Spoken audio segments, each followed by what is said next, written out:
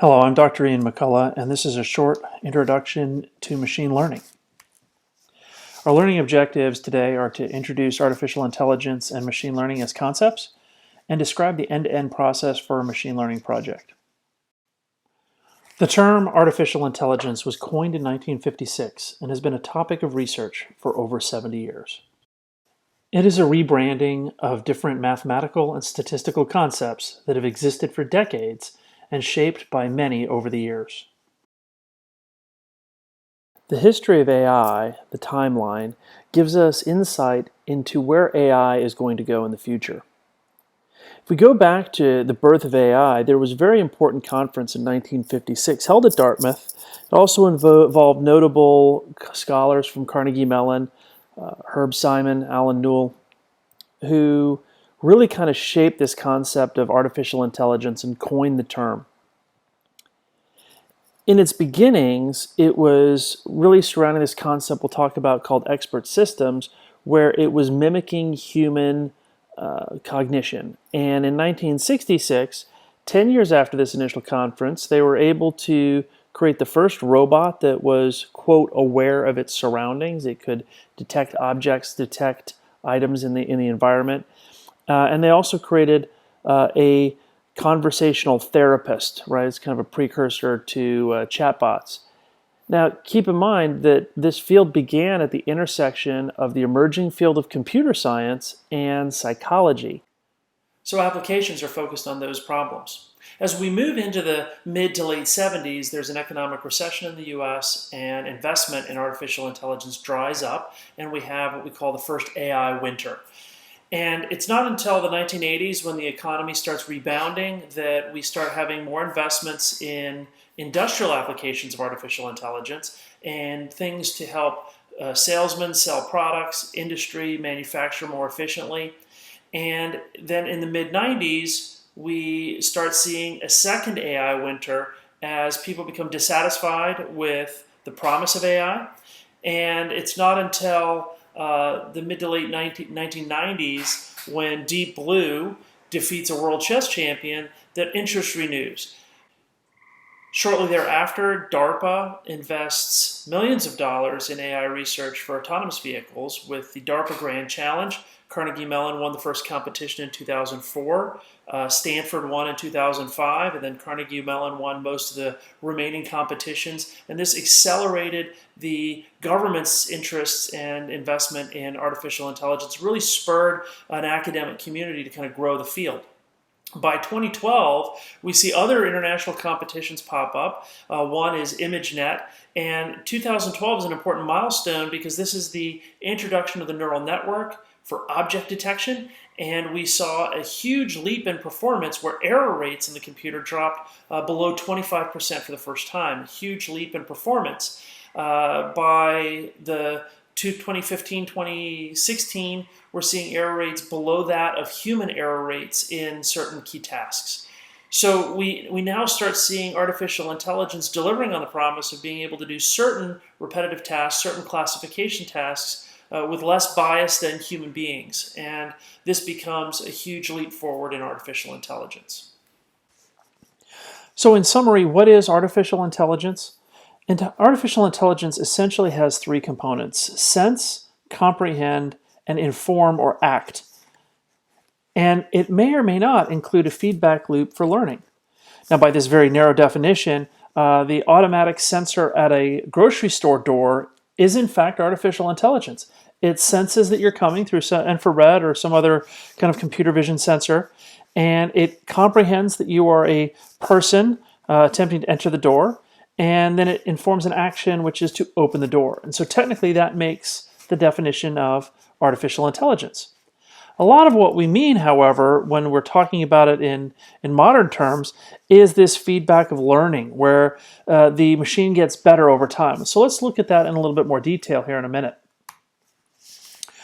Why has artificial intelligence grown so much now? You've seen the ebbs and flows, the AI winters, so to speak. And it really comes down to three factors. One, the deluge of additional data. Example here is the GDELT project, which has tens of thousands of social and political events that are indexed daily.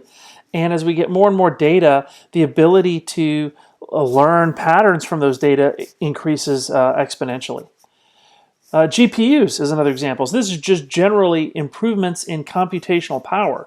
So graphical processing units are able to do trillions of operations per second and increase our computing power. And we also have the presence of the cloud. So this is easy access to large-scale processing power and data that you wouldn't normally be able to afford as an individual or as a consumer, but you're able to essentially rent a larger computer from somebody else to run these kinds of models. And these three things make it more practical and more easy to conduct artificial intelligence projects today. Now, as we turn our attention to machine learning, the individual you're seeing here is Arthur Samuel. Arthur Samuel was an IBM employee, and he liked to play checkers. So one of the things he did is he thought it would be interesting to teach a computer to play checkers. So he taught the computer the rules of checkers, and he won, and he won, and he won, and he grew kind of bored. So we thought it would be interesting to change that and create a probabilistic model based on the likelihood of success. And so he trained the computer on this probabilistic model. And again, he won, and he won, and he won, and he was bored. So he then set the computer to play itself. And as it played itself over and over again, it learned which moves were more likely to achieve a successful outcome. He played again, and he lost, and he lost, and he lost. And this became the first time in history that a computer was able to beat a human at a game that that a human had taught it. And this is where the concept of machine learning came from. That was coined by Arthur Samuels. Machine learning is at the core of AI. So what you're seeing here is a bunch of whole-scale applications for artificial intelligence that are enabled by various AI capabilities, and machine learning is at the heart. So you can take a look at this graphic and see some of the things that you might notice or might observe. But machine learning, understanding machine learning, is at the core of artificial intelligence in general. So let's talk about the types of artificial intelligence, or the types of machine learning in particular. So there's this concept of narrow versus general AI. General AI is the idea that machines can actually think. That's kind of a far-off notion in science fiction. The narrow application of artificial intelligence is what we actually have technology for today. That gets further broken into machine learning or expert systems. An expert system is more of a rules-based system. It's more of a system that is kind of defined by experts that say, this is how you should process something. It may look like a human. It may look like somebody's thinking, but it is very much rules-based. Machine learning falls into these three areas of supervised learning, unsupervised learning, and reinforcement learning. We're going to look into more detail in each of these here momentarily. So, supervised learning is a method that learns from labeled data. So this is where, in a social media example, somebody has maybe gone in and done thumbs up, thumbs down reviews on data, and so that's been labeled by people, and we can maybe do something to learn those patterns. Unsupervised learning is one that kind of attempts to uncover hidden patterns in large data sets, finding anomalies and similarities between them. It uses a lot of clustering algorithms. So an example here might be clustering social media discourse, either by the social network, or maybe by the types of language or the types of conversations that they have, but there's some sort of clustering, and then we try and say, hey, is this cluster in the data, is that representative of a particular audience segment that might be different than another, right? Can I then predict the type of audience member or the persona based on the data that I'm seeing? Reinforcement learning is where you learn from a trial of, from a feedback of rewards and punishments errors, right? So an example that I've done recently is with an online insurance company. So my client basically, a consumer will say, hey, I want to get auto insurance. And then my client has to look at their minimal data, make an estimate of what it will cost, and then they present that offer along with their competitors. And then the data you get back is, well, did the consumer accept your offer or not? And then how do you have quick feedback in that model so you can learn what is going to be a more acceptable offer? And so you, of course, want to have as much money as you can because that's how you're going to make your profit, but you want to have low enough so that the person actually takes your offer as opposed to your competitors. So that's an example of reinforcement learning where you see that feedback loop that's coming in from people. Applied machine learning, some of the applications that we'll do with machine learning is classification tasks. So this is some kind of mapping function that will identify people or a certain type of persona. Is this a consumer that I'm interested in or not? Is this a bot that is fake, a fake persona, inauthentic or inorganic type of content versus what real people are saying, right? There's an example where a lot of times in political discourse, like if there's a geopolitical event, some sort of adversarial nation state might punch out a bunch of inorganic, fake bot activity to kind of shape the narrative or make it look like there's a certain position, in discourse or not. And so maybe we want to be able to classify that so we can filter out the fake content and actually find out what real people are saying. Regression is a type of mapping function that looks to do some sort of forecasting or prediction of what a behavior will be. Can we look and say, hey, given the trends here, what is the future sentiment of a given product going to be on social media? Or if I make an alteration, can I compare the intervention I did with what my forecast from the regression would say as a measure of effectiveness of my advertising campaign or my intervention on social media? And clustering we just discussed is an example of, hey, can we cluster these into different groups that might represent different audience segments that might allow me to tailor my messages or my interventions on social media to be more effective at impacting that group or having an effect or understanding them from a scientific purpose. So as we look at the evolution of artificial intelligence, it has evolved to not just, do you have artificial intelligence or not? What we see is this integration between humans and machines.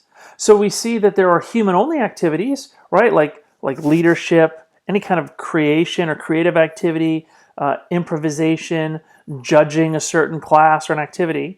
And then we see a lot of machine-only activities, a lot of high iteration, prediction, transactional data, right, can be done with machine-only. But then in the middle, right, we have this human-machine alliances, right, where there's humans are enabled by machines. And so these are things like, humans enable machines where you have like training. So who is going to do the labeling? How do we do that consistently? How do we remove bias? Explaining. How do we explain the context of AI, right? So that we can, we can help people trust in the solutions. There was an issue recently, one of my clients dealing with mailing COVID test kits to people in the U.S. And so we created a machine learning algorithm that for there is errors or issues, and people said, hey, you didn't send me my kit, I need it.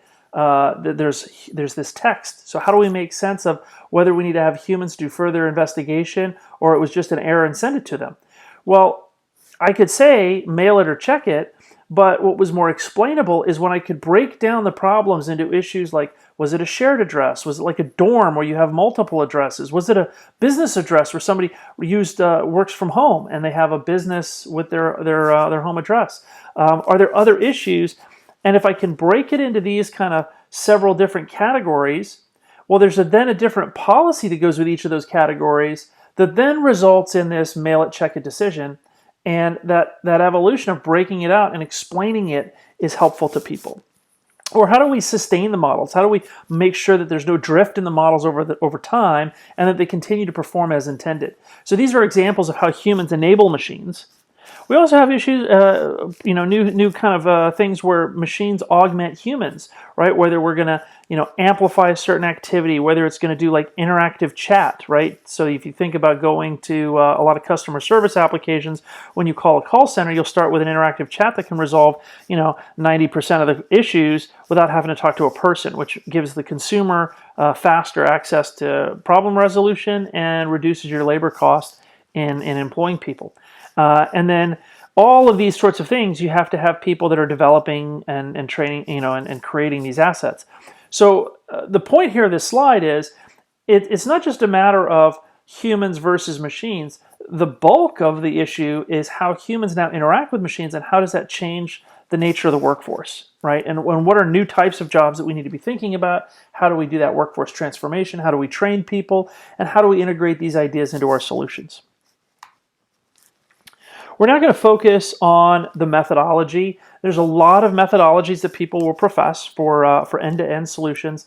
I like to use the ROAD methodology. The ROAD methodology is you won't see it in many other places. It is mine, and I did it because, one, I wanted to have a simpler methodology to kind of follow that gets at the essentials. Two, there is clear talent mappings for when you operationalize this on a team, on an agile team, if you're going to kind of deliver roles in a consulting way. And the third is it's easy to remember because it's a simple mnemonic of ROAD, or the road to success you can think of. But this analytic method is how I generally scope out any kind of problem or project up front. It allows me to keep teams focused on development and reduces the amount of time they spend on tangents that may not prove fruitful. It also sets client team expectations for better communications and expectation setting. So the 4 steps are requirement, operationalized data, analytic methods, and decisions. We're going to talk about requirements here. In the next lecture, we'll talk a little bit more about how we operationalize data, and we'll get to analytic methods and decisions later in the course. So the general gist, however, is that you kind of define the requirement, the prioritized requirements that the client has. What is it that they are attempting to achieve? What business problem are you trying to solve with AI or machine learning? Then when it comes to the data, as you'll see in the next lecture, there's a lot of nuances with data. So operationalized data means that it's not just like there's an ideal gold standard data set sitting there waiting for you to use. You have to find the data, you probably have to do something to the data, and you need to have some sort of communication process so that your client or your boss agrees that the data you're using, the way you have prepared it and treated it, is actually going to be applicable to the problem. And it's not always because it's not the best data source. It's, do they trust it? There was a problem when I was in Iraq, where the director of operations wanted to know, hey, we've just drawn a major convoy out of Iraq, as we've drawn down forces.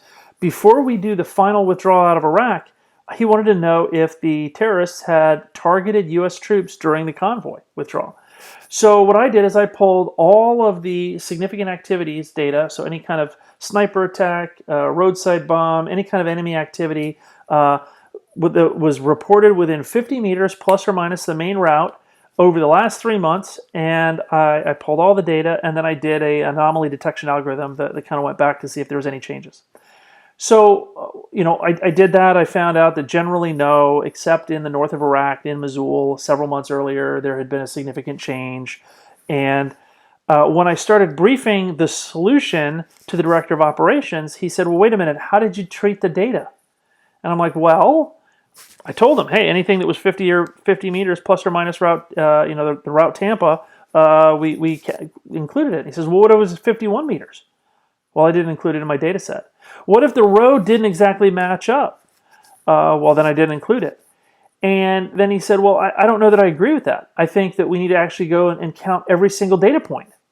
Well, there were 8,000 data points in the data set, and the estimated labor to check and verify all those data points were several people working for over a week to verify all the data points. So that was an expensive effort to kind of do that level of detail. And I'm like, isn't there another way that we can kind of come to that? But we didn't have that discussion. So because we didn't have the discussion up front on what data set was going to be appropriate or not, then we didn't, I didn't have results that were understood or were useful for my boss in making decisions that he was trying to make. Had we had that conversation earlier, we would have ended up saving resources ultimately. Once you've identified the data that you want to use, and then you can talk about the analytic method. That was another issue in that Iraq example where I was using an alteration of a normal method for statistical process monitoring, where you're looking for, here's kind of the normal behavior, is there a change in time? I was going backwards. So I was saying, hey, let me compare the current level of activities and see in the past, was it different? And when did that change? So that analytic method I didn't explain to my boss in advance. He didn't have any trust in the analytic method. We didn't have a discussion about not only is it the right method, not only is it applicable given the data that I have, but have I explained it sufficiently to the boss to answer his requirements or his research questions? And then the final piece is, can you define the decisions that you're going to make or the actions that you're going to do? And if not, it bears the question, why are we doing this whole process in the first place? Right? Do you not have the right requirement defined? Have you not operationalized the data? Does it not have the right analytic method? And if you think about it, this kind of ties back to that whole issue of sense, comprehend, act, right? So that's steps 2, 3, and 4. 2 is operationalizing the data is essentially my sensor in a way, right? Comprehending it is the analytic method I'm applying to that data. And then the action in this case is a decision recommendation, or it's informing a decision for action, and so that becomes key to the AI process. As far as aligning people, right, I probably want some kind of domain expert or SME defining the requirements for this particular industry application, and feeding into what types of variables or features do I need to look at. But as I operationalize the data, I'm probably looking for somebody that's a data engineer, right, or a platform architect that's very familiar with the cloud systems that might have the data, understands SQL, understands data transformation, can munge that data. That's their focus. As we move into analytic method, this is more the data scientist, right, that has a broad range of analytic methods to bring to bear on the problem. And then as we get to decision support, we have some sort of visualization expert or storyteller or somebody that's basically representing the data in a way that the clients understand. And those become the 4 components for delivery of most of your data science solutions. Let's go into a little bit more detail. The requirement. All machine learning projects start with some kind of business objective. And so here's some examples for some transformational projects. Are you trying to speed up a process? Are you trying, make something faster than you're doing it already? Are you trying to expedite claims benefits? Are you trying to get a faster assessment on the value of your advertisement you're delivering on social media so that you can make adjustments and improve the ad? Are you trying to reduce the workload and save labor costs, right? Save time and energy? Are you trying to achieve new insights that you didn't know before, right? These are just some ideas, but thinking through kind of a range of types of problems you can solve and then tailoring it to a specific domain or industry is the first step in the process. For social media, some common social media requirements that people are interested in is understanding consumer sentiment, and specifically how that sentiment might change over time. Or if you can forecast the current level of sentiment, can we then predict what that's going to be and see if an ad campaign or an intervention causes a better outcome than you were predicting otherwise. Chatbots, understanding chatbots is another interesting social media. Can you detect them? If you see them, can you use them to amplify messaging in a platform to increase your visibility of your accounts or your things? Buying patterns, emergent trends, or discovering influencers. And keep in mind, influencers are not just the most well-connected, as we remember from Module 3. It can oftentimes be brokers or people that have high closeness, right? There's some other measures of influence. This has been a short introduction to machine learning. In the next lecture, we will talk a little bit more about how we operationalize data, and thank you for tuning in.